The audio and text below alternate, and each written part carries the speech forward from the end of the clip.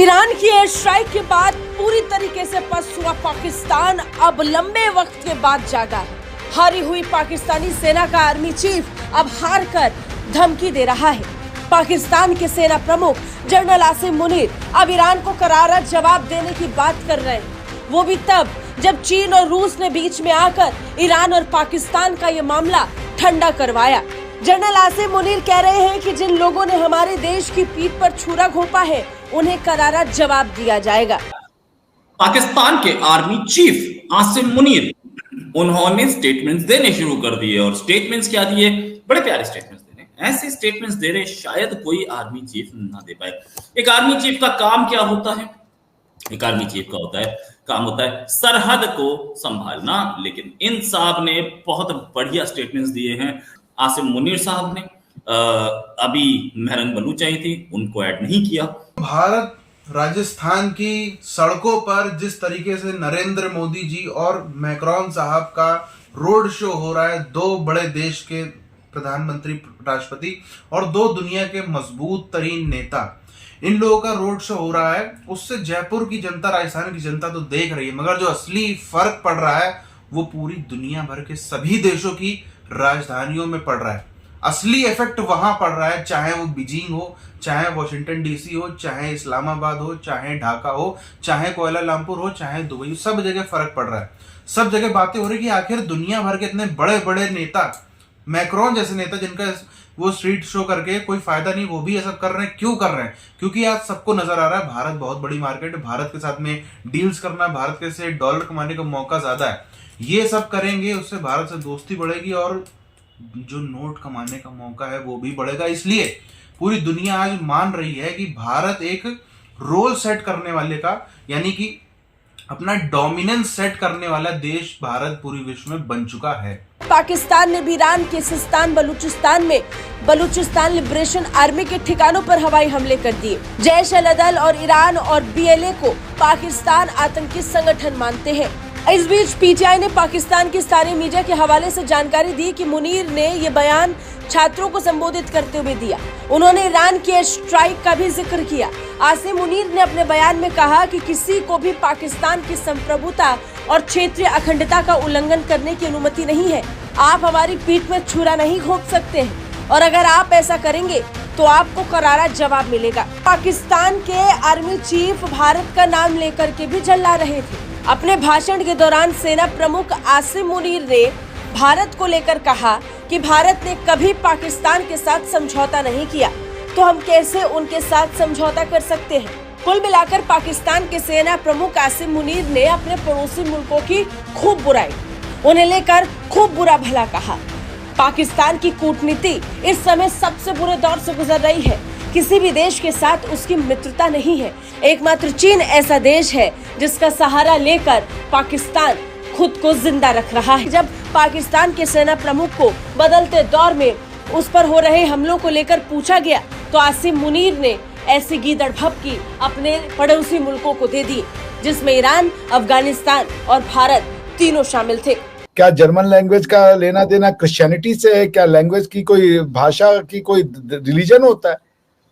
The Pakistanis are basically unfortunate people जिनको की बुद्धि विवेक से हीन कर दिया गया है। वो इस्लाम को या रिलीजन को जिस फॉर्म में देखते हैं, दुनिया उस फॉर्म में नहीं देखती है। तो सऊदियों में ये डिमांड चल रही है कि हम अल-उज्जा से रिलेटेड है या हमारा एक एंशियंट गॉडेस है, उससे हमारा रिलेशन है। ये पाकिस्तान की देवियां हैं। ये पाकिस्तान में इन देवियों की पूजा होती थी। भारत का डिवीजन करके तुम बने। भारत अगर एक सिविलाइजेशन था, इंडिया अगर एक सिविलाइजेशन तो, और आप इंडिया के पार्ट थे, इंडियन सिविलाइजेशन को तोड़ करके आप बने तो आपका सिविलाइजेशन अलग हो गया।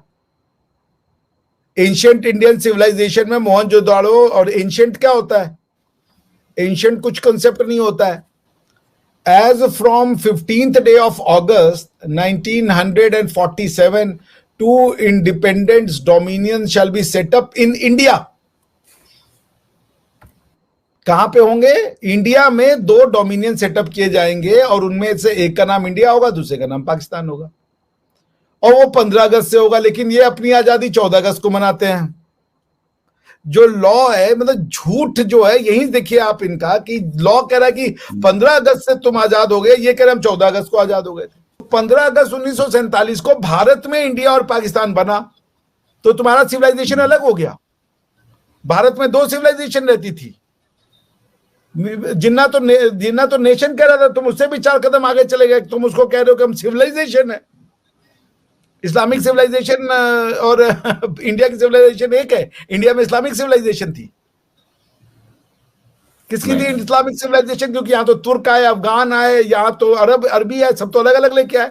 हमारा इस्लामिक सिविलाइजेशन था इंडिया में। इंडिया में इस्लामिक सिविलाइजेशन क्या? इंडिया में आज भी तुम कास्ट में बते हुए हो, चड्ढा, चीमा और ये सब यूज करते हो, सरनेम बाजवा और ये सब सरनेम यूज करके तुम बोल रहे हो कि तुम्हारा सिविलाइजेशन अलग था। इस्लामिक सिविलाइजेशन का सोशल ऑर्गेनाइजेशन में जूस और क्रिश्चियन पाए जाएंगे और वहां पे पाए जाएंगे जेंटाइल, ब्राह्मण, क्षत्रिय, वैश्य। और ये उनका ट्राइब क्या था कि ये 12 ट्राइब बने अब्राहम के प्रोजेनी से, जो उनके 3 पैट्रियार्क है, जिसका आपने नाम लिया अब्राहम, जैकब एंड आइजक। इनके उनकी पैट्रियार्की अलग है, हमारा सोशलाइजेशन अलग है।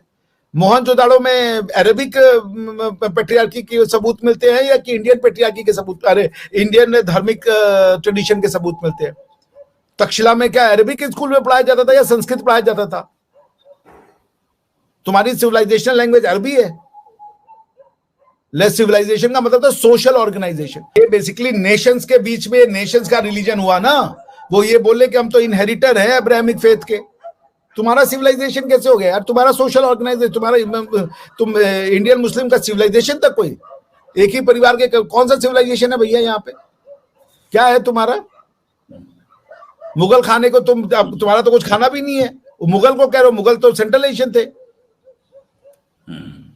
और लस्सी पाकिस्तान का सिविलाइजेशन है कि इंडिया का सिविलाइजेशन है? दूसरे का कल्चर चुरा लेने से तुम्हारा वो सिविलाइजेशन तुम्हारा हो जाएगा। This I mean they don't want to learn. और इस बेवकूफी के लिए, इस जिद के लिए इन्होंने न्यूक्लियर बॉम्ब बना लिया है। जहालत की इससे बड़ी पराकाष्ठा मैंने नहीं देखी भाई आज तक। टू प्रोटेक्ट जहालत, दुनिया जो है वो जहालत से निकलने के लिए शिक्षा की ओर जाती है। मोहम्मद बिन सलमान साहब, उनको मेरा हेड्स ऑफ है। He is the visionary leader. जी, पाकिस्तान सक्सेसफुल हो पाया अपने मकसद में, सही है। They are completely successful. They are successful in galvanizing hatred against Hindus and India, which they for some inexplicable reason don't understand the distinction between.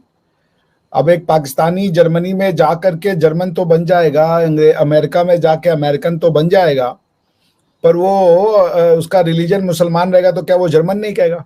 French president Emmanuel Macron जिस तरह से नरेंद्र मोदी जी के साथ राजस्थान की गलियों में, स्ट्रीट पर जो है वो रोड शो कर रहे हैं, इसके कई सारे मायने आज पूरी दुनिया में हमको दिख रहे हैं।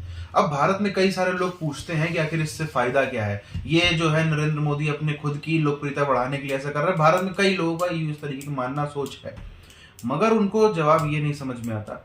विश्व में विशेष तौर पर जो फर्स्ट वर्ल्ड कंट्रीज है ना, जैसे हम सब जानते ही हैं, यूएन के जो परमानेंट मेंबर्स को अगर ले लिया या तो संबंधित, वहां का राष्ट्रपति, ये वो लोग हैं जिनके एक इशारे पे पूरी दुनिया की इकोनॉमी लहर जाए, इनके एक इशारे पर पूरी दुनिया का सोचने समझने का तरीका बदल जाए। वो लोग यदि यहाँ पे आ करके ये सब कर रहे हैं, तो इसका मतलब है कि उनको कितना ज्यादा हेविली इन्फ्लुएंस उनके ऊपर भारत का होगा। वरना इसके पहले अगर हम देखें, प्री मोदी एरा में अक्सर आपको जितने भी विदेशी एक प्रेसिडेंट, प्राइम मिनिस्टर तब भी आते थे, मगर वो आपको क्या नजर आएंगे? उनको बैठाया जा रहा है, एक से 5 स्टार होटलों में ठहराया जा रहा है, उनके लिए बढ़िया एंटरटेनमेंट की व्यवस्था करी जा रही है, उनको दाल बुखारा खिलाया जा रहा है, उनको भारत की अलग अलग स्पेशलिटी चीजें खिलाई जा रही। मगर अब क्योंकि व्यापार की बात होती है और व्यापार की बात में सीधी स्वाभाविक सी बात है, ये प्रस्ताव रखा गया होगा मैक्रोन की टीम के सामने, तो वो मना भी कर सकती थी, मगर वहां से मना नहीं हुआ। ये सब करने को तैयार हो गए। इससे एमेनुएल मैक्रोन को डायरेक्ट कोई फायदा नहीं है, फ्रांस को इससे डायरेक्ट कोई फायदा नहीं, फिर भी ये सब हो रहा है। क्यों हो रहा है? क्योंकि उनको पता है ये सब करने से भारत सरकार में बैठे हुए लोग जो हैं उनको हमारे साथ में दोस्ती की जो भावना है वो स्ट्रांग होगी, और साथ ही साथ में जो इंटरेस्ट है फ्रांस का वो बेटर तरीके से मीट हो पाएगा। भारत के साथ में ज्यादा पैसा कमाने का मौका मिलेगा, ज्यादा डॉलर कमाने का मौका मिलेगा। इसलिए आज दुनिया के जो फर्स्ट वर्ल्ड कंट्रीज हैं, एक तो पहला फायदा वो ये सब कर रहे हैं। दूसरी चीज, जो पाकिस्तान, बांग्लादेश, ये वो दुनिया भर के देश हैं, इन सब में ऐसी तैसी मच गई है कि हम तो बुलाते रहते हैं, हमारे यहाँ पे एक बार हमसे मिलने को भी नहीं आते, उनके देश जाते तो कोई हमें रिसीव करना नहीं आता, और भारत जाके इतनी वो एफर्ट खुद से कर रहे हैं। बहरहाल इस वीडियो को यहीं पर खत्म करते हैं, मिलते हैं आप सामने वीडियोस में, तब तक के लिए जय हिंद।